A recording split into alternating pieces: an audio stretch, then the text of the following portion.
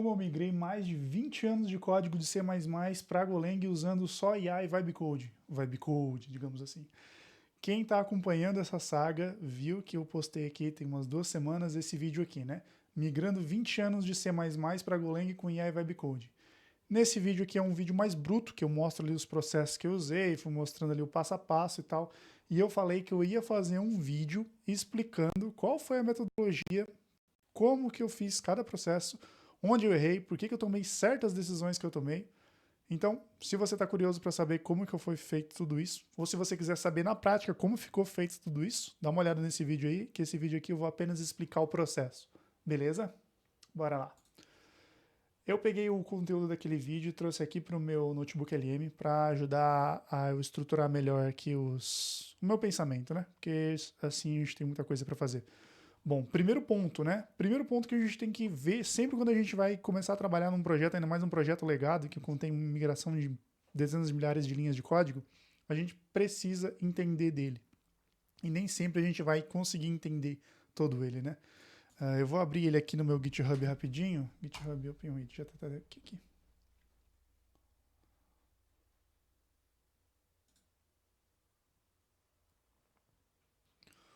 Bom, esse aqui é ele hoje, né? Ele tá com commit pra caramba, fiz bastante coisa nele. Então, como que começou? Qual foi a ideia disso aqui, né? Bom, eu já tinha esse servidor de WID aqui há um bom tempo. Ele era junto com uma parceria de um pessoal que eu tinha.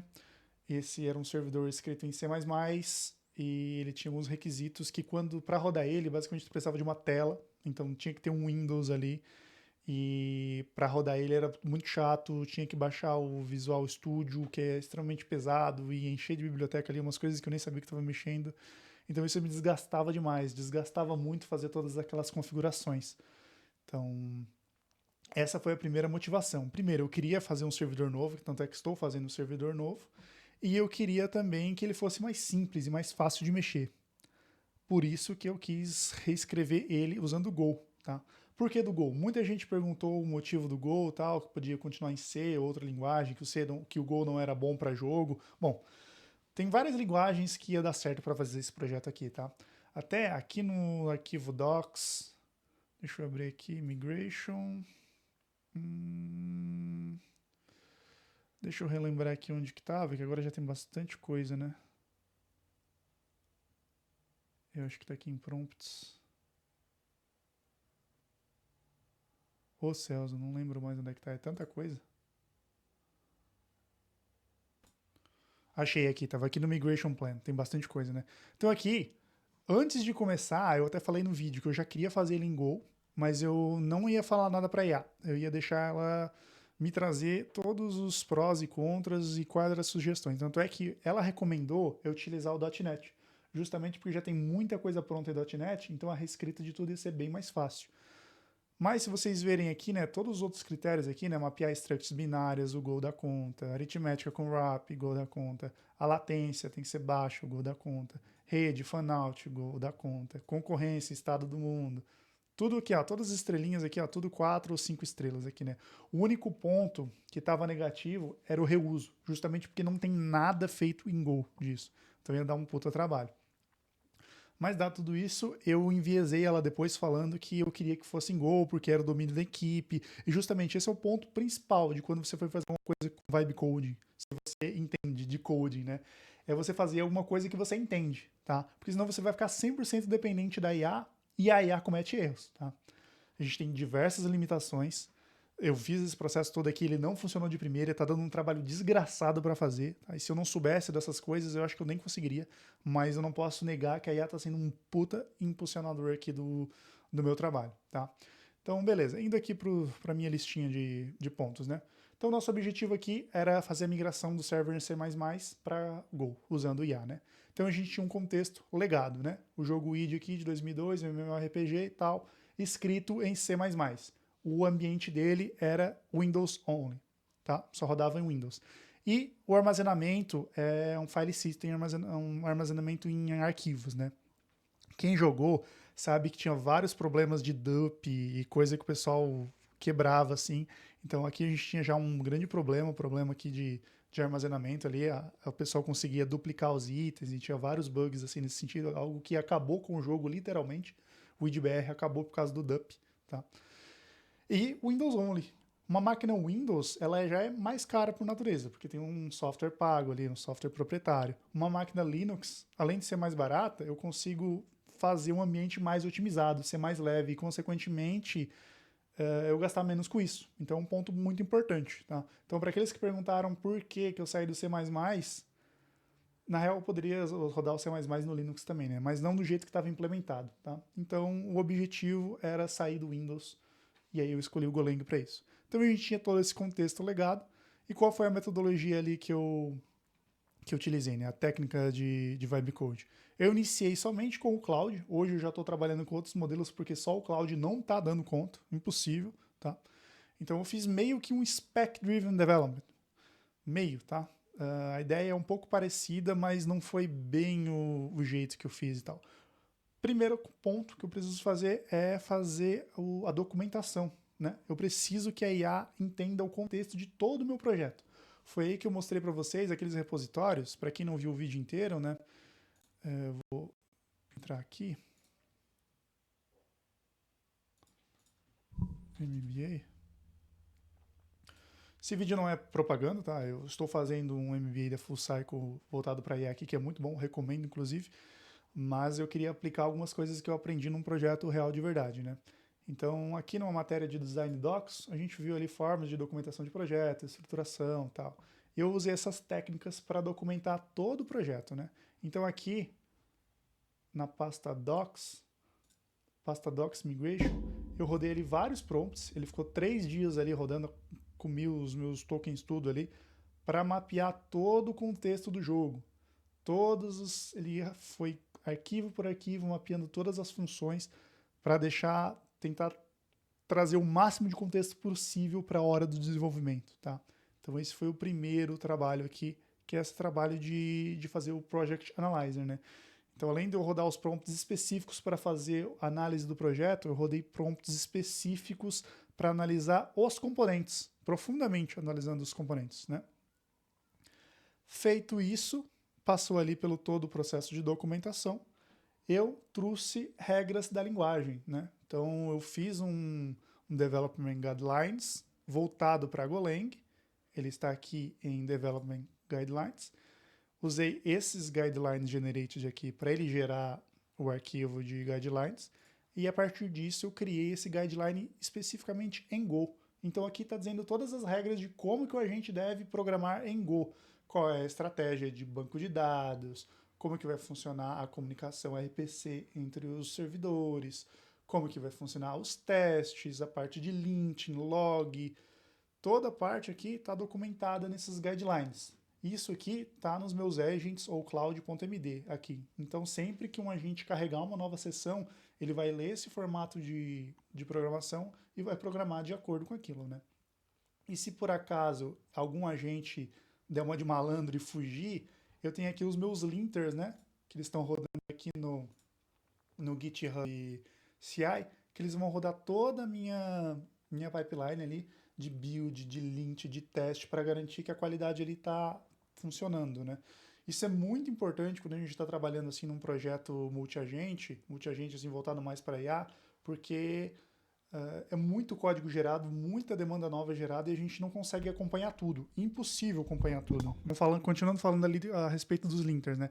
É muito importante a gente ter essa esteira de automatização, de qualidade de código, porque vai entrar muita coisa nova e a gente vai perder o controle. A gente vai perder o controle, coisas vão passar sem que a gente saiba, e quando vê lá na frente a gente vai ter um problemão e a gente não sabe nem de onde começou aquilo, sabe? Então esse é um ponto crucial para você que está programando, está construindo uma esteira assim voltada em IA. Então, a fase de análise, né? Ele saiu aqui. A fase de análise, né? Então, técnica ali de vibe coding, modelo. Peraí. Estragou tudo aqui. Deixa eu voltar aqui. Não, não é aqui. Mind map. Beleza, agora tá certo. Eu tinha clicado ali e ele abriu. Só clicar na setinha. Então, montada ali a metodologia de documentação, planejamento e desenvolvimento. a gente fez a fase de análise, né? Onde eu gerei um reporte de arquitetura, de como estava arquitetado aquele projeto, um reporte de componente, né? Na análise profunda desses componentes. Eu fiz algumas comparações com outros projetos open source que estavam no GitHub, para ver se tinha alguma coisa que eles poderiam me ajudar. E fiz ali um plano, né? Um protocolo de engenharia reversa a partir daquele projeto. Feito tudo isso, a gente traçou ali as nossas decisões técnicas das stacks, né? Então, vocês viram ali que eu comentei, né, que o agente me sugeriu trabalhar com .NET, porém eu enviesei ele para fazer com o Golang. Toda a questão ali de concorrência e performance ali, o Golang dá mais do que conta sobre aquilo. Parte de infraestrutura, eu já tinha deixado definido que aquilo tinha que rodar em Linux e Docker, né, para facilitar o deploy e tal. Depois eu até posso mostrar para vocês como está aqui rodando. E a comunicação ali seria via gRPC e MTLS, né, para garantir a segurança. Feito essas decisões, a gente começou o plano de migração, né? Que foi em 10 fases, né? Então a gente teve aqui o Migration Plan. Migration Plan. Tá aqui. Então aqui, foi quebrado toda a tarefa em 10 fases, né? Essas fases são, né? A fase da especificação do protocolo, como eu falei para vocês, a gente não tem acesso a todo o código do cliente, então a forma de comunicação a gente não consegue mexer, a forma de comunicação ali é basicamente quase um binário ali que ele manda via socket, tá? Via TCP. Depois, o modelo de data, no caso dados mesmo, né? De dados e persistência, né? Então a gente trouxe um Postgres e fez um banco relacional justamente para ter a questão da transacionalidade, consistência, o waste da vida, né? E evitar todos aqueles problemas de dump que a gente tinha no ID original. Fizemos os nossos modelos de domínio, fizemos as nossas regras do jogo, fizemos todos os contratos de handler, né? Os handlers são basicamente os resolvedores das mensagens que ele recebe do cliente, né? Fizemos os fluxos end-to-end, a parte de config e de operações, os golden cases, né, como que ele ia validar com testes unitários, testes end-to-end e a validação manual que eu fiz ali no notebook. E como que ia ser essa migração e um glossário justamente para a gente continuar esse desenvolvimento e facilitar no futuro, né? Como vocês viram no vídeo, se não viram, não deu certo de primeira, tá? Ele ficou muito... Eu ainda não investiguei exatamente por quê, porque veio tanta demanda nele que eu fiquei só atuando, né? Mas ele não seguiu esse plano aqui, algum ponto nesse planejamento nosso falhou, tá? E isso aí que eu deveria ver o porquê, porque eu tô aqui mostrando se bem que é uma experiência própria, né? Fica de aprendizado aqui. Bom, aí a partir disso a gente tem aqui os desafios de implementações, né? Então foi mais de 50 mil linhas de código gerado, né? Então isso aqui ocasionou aquele problema que eu falei com vocês, que é impossível eu analisar aquilo e ver se está de acordo ou não, se não subiu algum furo, alguma coisa. Humanamente impossível, mais de 50 mil linhas ali de Go escritas em pouco tempo, não consegui fazer o review. Então tem muito código lá que eu nem sei como está escrito, né? Então aí que entra a gente fazer outras estratégias para validação daquele conteúdo que está sendo gerado, né? A parte do protocolo binário de comunicação ali foi bem complicado, porque nem tudo a gente tinha no código, né? Muita coisa eu tive que rodar um agente ali no Windows, subindo o servidor em real time, pegando as mensagens ali, vendo o conteúdo daquelas mensagens, né? Então isso foi um baita desafio. Até botei aqui na Real Time Debug on Windows, né? Então a gente estava realmente resolvendo problema enquanto jogava. E o servidor ainda está assim, está com muitos bugs ainda, mas eu já corrigi vários. E a gente fez o Session Primer, né? Que é basicamente o fluxo de trabalho de resolução de problemas, né? Então a gente criou aqui um fluxo, né? Basicamente um arquivo, um markdown da vida, que mapeia todos os bugs, a forma de corrigir os bugs. Ele comenta também sobre o agente do Windows, né? Então como que eu posso solicitar para aquele agente no Windows ajudar a gente para debugar alguma coisa, né? Então aqui também está todo documentado. O projeto está gigante em termos de documentação, né? Esse SPA deve ter mais documentação do que código, mas isso não é problema. E aí a gente tem os nossos resultados atuais, né? Abre. Então a gente tem todas as funcionalidades básicas já funcionando. Se vocês quiserem jogar, vocês já podem. Eu vou deixar aqui as instruções de como jogar. Tá? A gente tem o real time funcionando, o chat, o combate, sistema de itens. E já vai sair um beta. Tá? Então eu fiz também um site aqui, tá? O id. Eu ainda não sei o nome, tá, pessoal? Ainda não sei o nome. Mas ele está nesse domínio aqui na Vercel, tá? O id-team.vercel.app. Eu vou deixar o link dele aqui embaixo para quem quiser logar. É só criar a conta aqui, bem tranquilinho, tá? E para jogar o jogo, eu vou deixar aqui nas minhas issues, teve um carinha que perguntou. Ah, tá no repositório errado.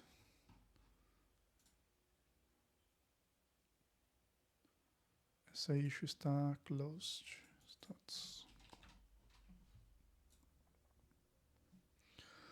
Link do cliente off. Aqui, ó. Ele pediu ali o link do cliente, né?